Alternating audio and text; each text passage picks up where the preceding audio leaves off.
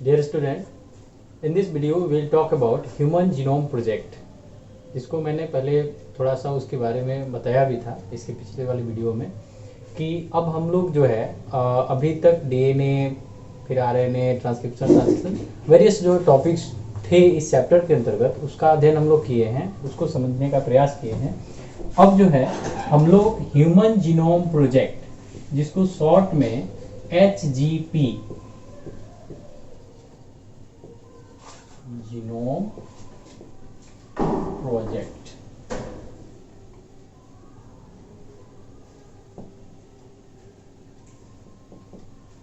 मानव genome परियोजना, इसके बारे में इस वीडियो में हम लोग चर्चा करेंगे और यह समझने का प्रयास करेंगे कि यह मानव जीनोम परियोजना या ह्यूमन जीनोम प्रोजेक्ट क्या था। तो इसमें सबसे पहली बात आती है यह समझने की कि व्हाट इज जीनोम, यानी जीनोम हम कहते किसको हैं। तो मोटे तौर पे हम लोग जो है पहले भी इसका डिस्कस किए कि लोगों में वेरिएशंस होता है, प्रत्येक जाति के अंदर in an species the individual are different in various manner, यानी किसी भी जाति में जो भी जीव हैं उसके सदस्य हैं वो बहुत मायनों में एक दूसरे से भिन्न होते हैं। तो ऐसी स्थिति में यह निश्चित है कि अगर उनमें भिन्नता है तो कहीं ना कहीं उनमें जेनेटिक वेरिएशन भी है, जिसकी वजह से उनका फिजिकल अपीयरेंस अलग होता है, उनकी बनावट अलग होती है, उनकी कार्यशैली अलग होती है। तो कहीं ना कहीं जीन भी अलग होते हैं। तो यहाँ जीनोम जो टर्म है ये कहा जाता है कि the whole set of gene found in an species, यानी किसी एक जीव जाति में संपूर्ण जीनों का समूह, यानी जितने जीन पाए जाते हैं उन सबके समूह को हम लोग जीनोम कहते हैं। या शॉर्ट में इसको कहा जाए the whole content of DNA in a particular individual और पार्टिकुलर स्पीसीज, उसको कहा जाएगा जीनोम। अब ऐसा नहीं कि मान लीजिए कि जैसे हम क्रोमोसोम की बात करते हैं तो 46 क्रोमोसोम हम में भी है, 46 क्रोमोसोम आप में भी है। तो ऐसा नहीं कि अब दोनों को जोड़ देंगे, ये नहीं। कुछ जीन हम में कम होंगे, कुछ जीन आप में ज्यादा होंगे। उन जीनों को मिलाकर, यानी मेरा जीन और आप में जो एक्स्ट्रा जीन है उसको मिलाकर के और एक फुल सेट बनता है, यानी कि जितने जीन मानव जाति में पाए जाते हैं उसको हम लोग जीनोम कहते हैं। ये किसी भी जीव जाति के लिए हो जाएगा, माने कुत्ते के लिए भी हो जाएगा, गाय के लिए भी हो जाएगा, भैंस के लिए हो जाएगा, मतलब कोई भी एनिमल स्पीसीज या प्लांट स्पीसीज, कोई भी स्पीसीज हो तो उसमें जितने जीन है उसको जीनोम कहते हैं। तो जीनोम क्लियर हो गया। अब इससे यह क्लियर हुआ कि एक्चुअली में यह जो परियोजना लाई गई यह इसलिए लाई गई ताकि हम सबसे पहले, क्योंकि हम अभी तक, मैंने पिछले वीडियो में भी जिसका जिक्र किया था कि अभी तक या फिर जब भी हम कुछ भी अध्ययन करते हैं तो यह जीव कल्याण के लिए, और जीव कल्याण में सबसे पहली बात आती है ह्यूमन वेलफेयर, यानी मानव के कल्याण के लिए। तो मानव कल्याण की ही बात हो रही हो और मानव कल्याण में हमें सबसे पहले, ह्यूमन वेलफेयर के लिए हमें सबसे पहले यह जानना जरूरी है कि हम बने कैसे हैं, हमारी जो भी प्रक्रिया है, हमारी जो भी कार्यशैली है, हमारा जो भी अपीयरेंस है, ये कैसे है, क्यों है, जो अंतर आता है वो क्यों है, एक्चुअली में ऐसा क्या है या किन वजहों से ये भिन्नता जो है एक दूसरे में देखी जाती है। तो यह हम तभी जान पाएंगे हम जब हम पूरे जीन का स्ट्रक्चर जो है समझ पाए, पूरे जीनोम का स्ट्रक्चर जो है समझ पाए कि उनमें कौन से बेसिस हैं, किस तरह से अरेंज हैं, कितने जीन हैं, कौन से जीन कौन से फंक्शन करते हैं, किस तरह से वो किस क्रोमोसोम पर पाए जाते हैं। इन सब चीजों को जानने के लिए ही ह्यूमन जीनोम प्रोजेक्ट लाया गया। यह प्रोजेक्ट जो है इसकी शुरुआत ऑफिशियली मानी जाती है 1 अक्टूबर 1990, यानी 1 अक्टूबर 1990 को इस प्रोजेक्ट की शुरुआत मानी जाती है, जो सर्वप्रथम US energy department,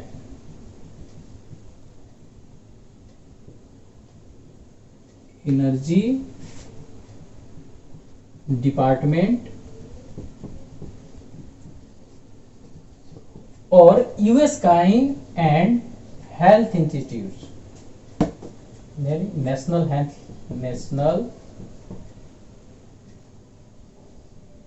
health institute,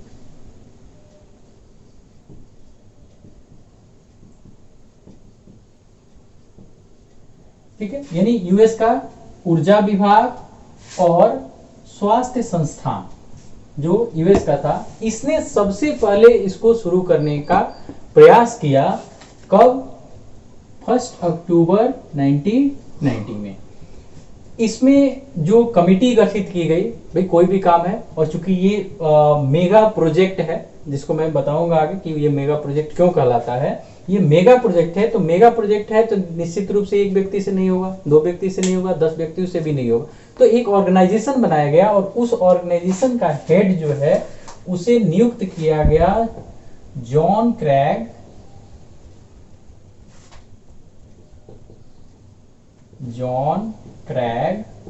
vendor, ऐसे कहें कि चेयरपर्सन इनको नियुक्त किया गया। और इसी वजह से इनको सबसे पहला द फर्स्ट जीन सीक्वेंसर, यानी पहले जीन को सीक्वेंस करने का श्रेय जो है इन्हीं को जाता है। तो इनकी अध्यक्षता में वो कमेटी गठित की गई और जो है यह कार्य शुरू किया गया। हालांकि इसके पहले मतलब कि इनिशिएशन तो इन्हीं लोगों ने किया, लेकिन उसी समय at a time United Kingdom जो भी जो है कई देशों में बट गया, इंग्लैंड, स्कॉटलैंड, आयरलैंड, ठीक है, तो उस समय ग्रेट ब्रिटेन कहा जाता था, उसका जो है एक ट्रस्ट था जिसको हम लोग वेलकम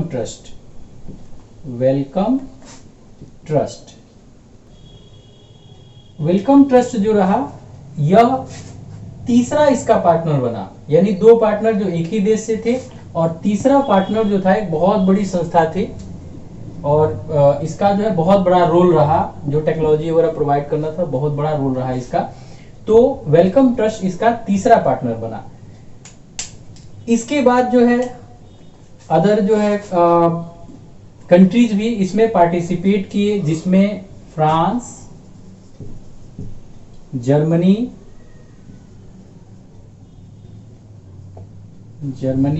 जापान और चाइना, ये जो है इन देशों ने फिर से जो है इसके साथ ज्वाइन किया और तब जाकर के यह प्रोजेक्ट आगे बढ़ा। हालांकि ऐसा नहीं कि ये 5-6 देश जो है यही मिलकर के सब कुछ कर लिए, इसके अलावा भी लगभग दुनिया के 90 देशों में, भारत का भी उसमें योगदान है लेकिन बहुत थोड़ा सा योगदान है, बहुत ज्यादा योगदान नहीं है, और डायरेक्टली कहें कि डायरेक्टली कंट्रीब्यूशन नहीं है। अदरवाइज बहुत सारे ऐसे उसमें साइंटिस्ट इन्वॉल्व थे जो इंडियन ओरिजिन के रहे या इंडिया में पढ़े लिखे और फिर जो है यूएस में जाकर के बस गए थे, अन्य देशों में बस गए थे। तो उस लेवल पे कि इन देशों का जो है नाम प्रमुखता से आता है, इन्होंने मिल करके इस ह्यूमन जीनोम प्रोजेक्ट को आगे बढ़ाया।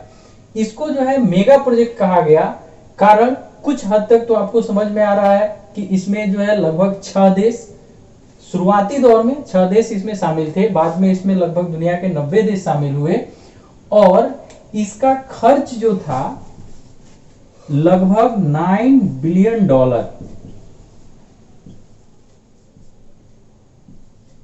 $9 बिलियन यूएस डॉलर जो हम करते हैं, तो इतना का जो है, इतना का खर्च इस पर एस्टिमेट किया गया।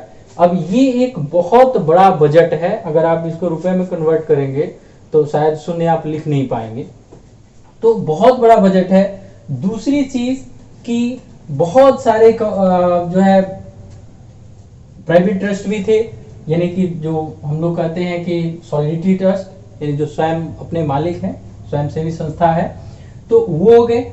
और इसके अलावा बहुत सारे साइंटिस्ट लगे और तब जाकर के इस प्रोजेक्ट को पूरा किया गया। दूसरी चीज कि यह प्रोजेक्ट शुरू में एस्टिमेट की गई कि यह लगभग जो है आपको 15 इयर्स में कंप्लीट कर लिया जाएगा, 15 सालों में। लेकिन संयोग अच्छा रहा, टेक्नोलॉजी का डेवलपमेंट अच्छा रहा, पूरे विश्व समुदाय के साइंटिस्ट का जो है सहयोग अच्छा रहा, जिससे ये 15 वर्ष के बजाय 15 इयर्स के बजाय जो है आपको 13 इयर्स यानी 13 सालों में ही ये पूरा कर लिया गया। फिर भी 13 साल जो है कोई कम दिन नहीं होता है।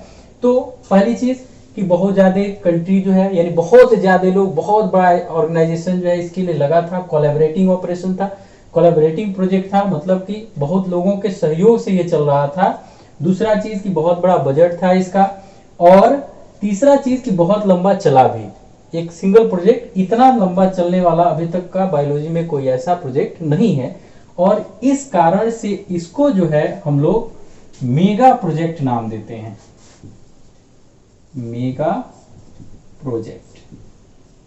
बिहार बोर्ड का ये बहुत जो है फेवरेट क्वेश्चन है कि why the human genome project और HGP is called mega project, यानी कि ह्यूमन जीनोम परियोजना को महापरियोजना क्यों कहते हैं, ये फ्रीक्वेंटली पूछता है इसमें से। ठीक है, तो आप ध्यान रखेंगे कि बहुत बड़ा माने बहुत बड़े पैमाने पर चला पूरा, जो है लगभग दुनिया के लोग इस साइंटिस्ट जो है या बड़ी बड़ी संस्थाएं जो थी वो इन्वॉल्व थी।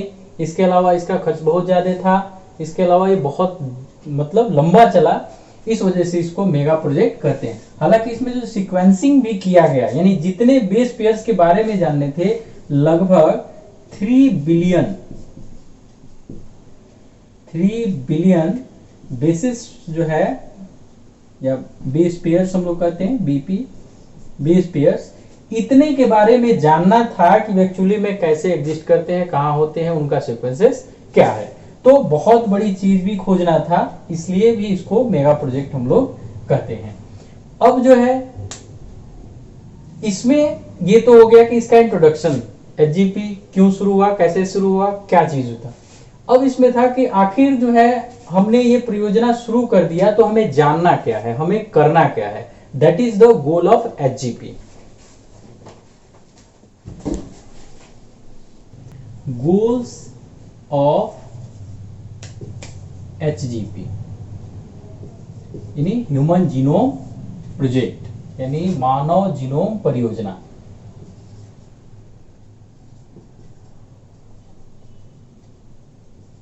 मानव जीनोम परियोजना के उद्देश्य, यानी इसका उद्देश्य क्या था कि आखिर इसमें करना क्या है।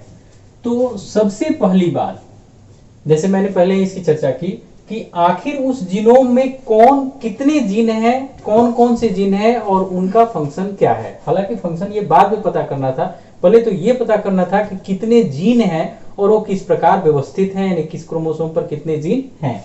तो सबसे पहला काम था identify all the genes present in human genome।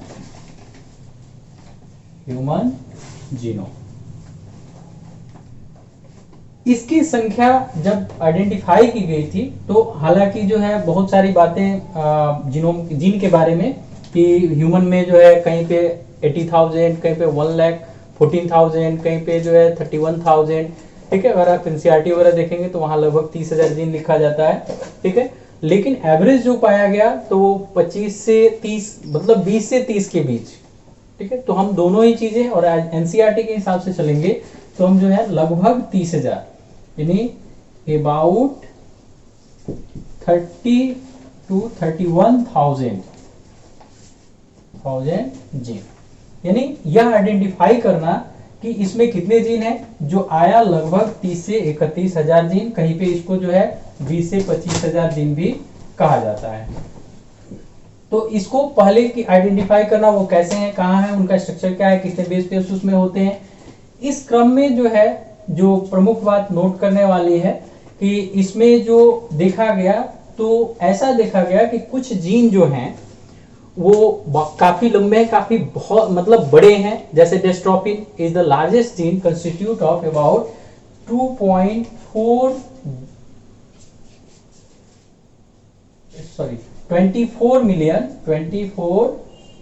Million base pair, यानी 24 मिलियन बेस पेयर से एकमात्र जीन बना है जिसको हम लोग डिस्ट्रोफिन कहते हैं। डिस्ट्रोफिन, ठीक है, ये जीन। यह भी देखा गया कि बहुत सारे जीन जो है बहुत छोटे भी हैं, जैसे कि TDF, ये एक जीन है, टेस्टिस डिटरमाइनिंग फैक्टर, जो मात्र 14 बेस पेयर का बना हुआ है। तो तो सबसे बड़ा जीन भी इसमें जो है सीक्वेंस किया गया और सबसे छोटा जीन भी इसमें सीक्वेंस किया गया, फाइंड आउट किया गया। TDF इसको जो है आप नोट कर लेंगे, टेस्टिस डिटरमाइनिंग फैक्टर। और टेस्टिस डिटरमाइनिंग फैक्टर है तो टेस्टिस किस में होगा, मेल में कि फीमेल में? मेल में होगा। It means that is on the Y chromosome. अब जो है इसके साथ एक और बात कि सबसे ज्यादा जीन किस पर पाए गए और सबसे कम जीन किस पर पाए गए, तो सबसे जो है अधिक जीन क्रोमोसोम फर्स्ट,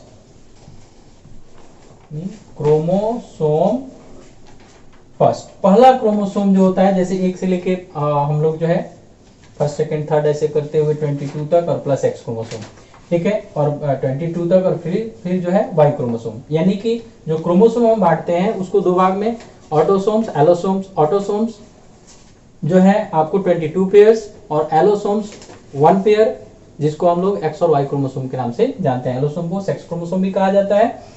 तो पहले क्रोमोसोम पे आपको 2968 जीन फाइंड आउट किए गए कि एक ही क्रोमोसोम पर आपको लगभग 3000 जीन स्थित थे, जबकि सबसे कम जो है जीन वो Y क्रोमोसोम पर,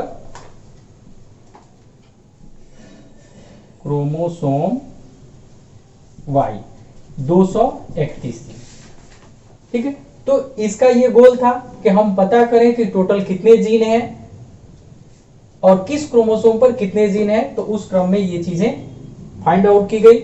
उसके बाद इसका दूसरा गोल जो है कि अगर जो है हमने जीन को फाइंड कर लिया, यानी जीन जो है वो क्या है, मैंने पहले ही बताया है कि that is the special segment of DNA that codes for a particular polypeptide. यानी कोई जीन जो है वह DNA का एक सेगमेंट है। अब वह सेगमेंट किससे बना होगा, बेस पेयर से। पीछे हम लोग पढ़े कि जो भी सेगमेंट है या DNA का जो भी कंस्टिट्यूशन है वो बेस पेयर से बना हुआ है। तो ये पता करना कि जो 3 बिलियन बेस पेयर है उनकी सीक्वेंसिंग क्या है। हिंदी यहां लिखने की जरूरत नहीं है, आप लोग जो है ऐसे लिख लेंगे कि identify all the genes present in human genome, मतलब कि मानव जीनोम में स्थित सभी जीनों की पहचान करना। पहली चीज हो गया कि मानव जीनोम में स्थित सभी जीनों की पहचान करना। दूसरा हो गया आपको determine the all this pairs, determine, 2 लगा देंगे, टू डिटरमाइन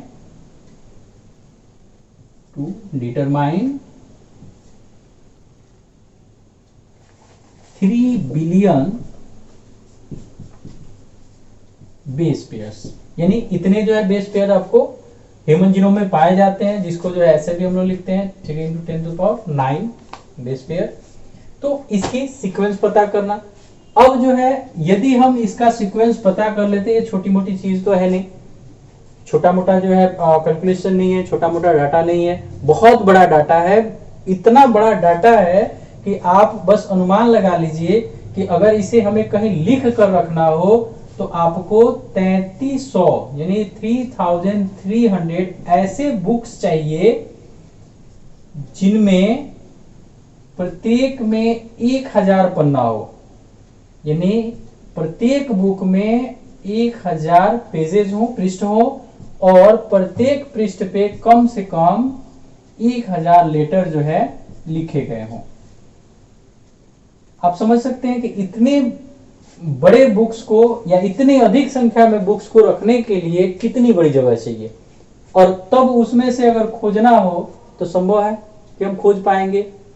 तो इसके लिए था कि इस डाटा को इस तरह से स्टोर करें कि उसको आसानी से एक्सेस किया जा सके, यानी जब हम जो डाटा चाहें उसको आसानी से एक्सेस कर लें। जैसे आप जो है एक सिंपल सा एग्जांपल से समझ सकते हैं कि आपके जैसे फेसबुक आप चलाते हो, लगभग लोग चलाते हैं, या व्हाट्सएप चलाते हो, उसमें जो है आपको 200, 500, 1000, 5000 तक जो है फ्रेंड लिस्ट होता है। अब अगर आपको जो है वो कहीं से मतलब सर्च का ऑप्शन नहीं हो, ठीक है, या कहीं नोट करके रखना हो, और किसी समय आपको मान लेते हैं किसी मित्र को खोजना हो या उससे कुछ बात करनी हो, तो आप अगर डायरी में लिख के रखे हैं तो क्या आप उसको जो है at a time find out कर सकते हैं कि वो कौन है, उसका संपर्क सूत्र या मोबाइल नंबर या जो कुछ भी है, कि उसको हम कैसे कांटेक्ट कर सकते हैं, ये खोजना जो है बहुत मुश्किल काम हो जाएगा। आपको जो है 2-4-5 घंटे भी लग सकते हैं अगर 5000 जो है 5000 एंट्री है तो। जबकि हम लोग क्या करते हैं, एक क्लिक में खोज लेते हैं, तुरंत सर्च बॉक्स में जाते हैं, वहां टाइप करते हैं और उसका नाम आ जाता है, फिर हम उससे कम्युनिकेशन कर लेते हैं। तो इस डाटा को इस तरह से अरेंज किया जाए कि इसको आसानी से एक्सेस किया जा सके। इसके लिए जो है जरूरी था कि इसका हम क्या करें, टू स्टोर द इंफॉर्मेशन, यानी जो भी सूचना हमको प्राप्त हुई वह सूचना इन द डाटाबेस। डाटाबेस यानी इसको एक डाटाबेस बना करके हम इसको स्टोर करें जिससे कि आसानी से एक्सेस कर सकें। तो ये भी हमें करना था कि उसके लिए क्या प्रक्रिया होगी, कौन सा टेक्निक। तो अब आया कि भाई हमें डाटाबेस तो बनाना है लेकिन टेक्नोलॉजी मेरे पास नहीं है, या कौन सी टेक्नोलॉजी हम इस्तेमाल कर सकते हैं जिससे कि हम इजीली एक्सेसिबल डाटाबेस बना सकें। तब चौथा था कि अब चूंकि हम डाटाबेस जो बना लेंगे तो डाटाबेस जो है कैसे बनाया जाए, कैसे इसको एक्सेस किया जाए, इसके लिए हमें tools and technique to analyse the data. यानी चौथा था कि to develop tools and techniques, tools and techniques to analyse the data, analyse the data. यानी जो भी डाटा हमें मिला इसको हम कैसे एनालाइज करेंगे, किस तरह से एनालाइज करेंगे, किसको कैसे जो है इसको हम सीक्वेंस करेंगे, यानी किस तरह से हम इसका अध्ययन करें, इसके लिए हमें टूल्स और टेक्निक डेवलप करने थे। हालांकि बहुत सारे टूल्स और टेक्निक जो है पहले से डेवलप थे और उसका इस्तेमाल भी किया गया, और नए टूल और टेक्निक्स यानी जहां जरूरत लगी कि नहीं भाई हमें इस तरह का कोई जो है टेक्नोलॉजी डेवलप करना चाहिए, वो भी डेवलप करना इसका उद्देश्य था। इसके बाद अगर जो है यह हम सारा कुछ कर लिए तो आखिर किस लिए किए, क्यों करेंगे, तो इसका जो है सीधा सा जवाब है कि भाई हम अगर ये जान लेंगे तो हम अपने कल्याण के लिए, मानव कल्याण के लिए, या फिर अदर जो जहां से हम बेनिफिट ले सकते हैं उस टेक्निक को, उस इंफॉर्मेशन को उस सेक्टर में ट्रांसफर करना, यानी to transfer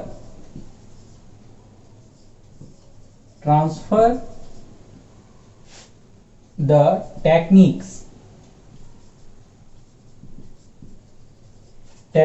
in other sectors, यानी अदर जो भी सेक्टर्स हुए जैसे उद्योग वगैरह, लाइक इंडस्ट्रीज,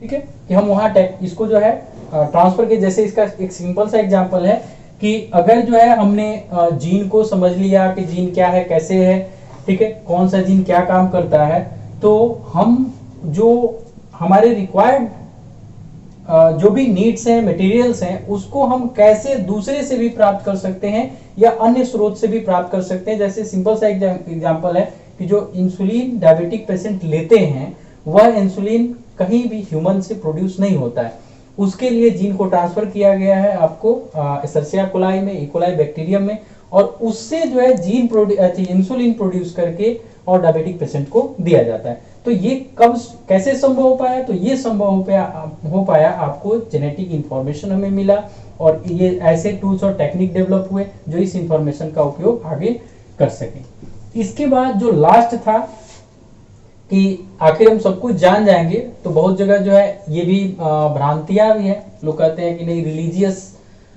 इश्यूज है या फिर मतलब यहाँ मेरी धार्मिक भावनाएं जुड़ी है, इसको आपने जो है छेड़छाड़ नहीं कर सकते हैं।